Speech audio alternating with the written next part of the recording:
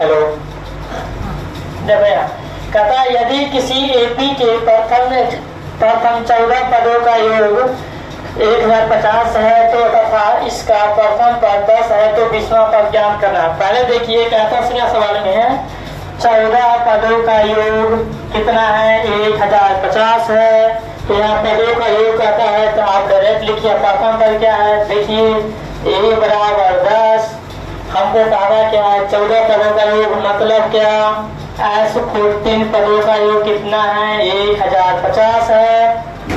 आपको फॉर्मूला पता होगा एन बराबर क्या होता है छोटी, तो n/2 into 2a plus n-1 into D. आप देखिए n का मान कितना है 14, तो n के जगह हम 14 रखेंगे और 14/2 हो जाएगा।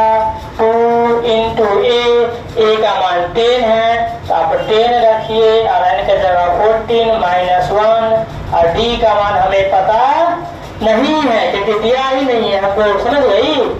अब जो है क्या कहता है d का मान S14 का मान कितना है 1050, S14 का मान कितना है 1050। अब यहाँ पे 1050 लिखिए, इसको कटिंग कर लीजिए 7 बार में 7 इंटू 2 को 10 से मल्टीप्लाई कर दीजिए, कितना हो जाएगा 20 और ये प्लस यहाँ भूल गए प्लस दे दीजिए।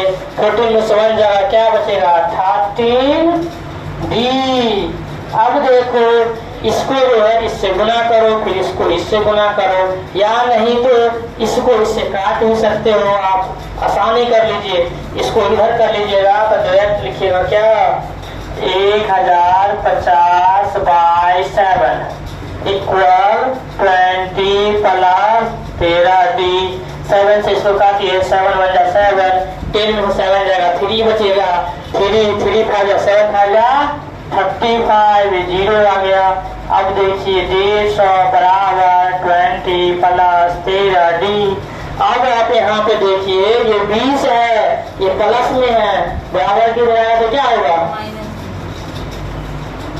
20 प्लस में है बराबर की बराबर तो क्या होगा माइनस होगा तो 150 - 20 बराबर 13d। 150 में 20 आया कितना बचेगा 130 बराबर 13d। आप यहाँ बराबर लिख दीजिए 13d बराबर 130, d बराबर 130 बटे 13 में 130 10 बार में आता है। d का मान क्या हो गया 10 हो गया। और प्रथम पद कितना है बोलो 10 है।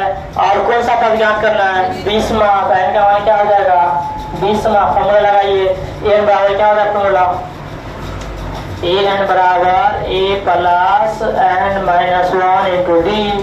a का मान कितना है 20 को लिख लीजिए, ठीक है।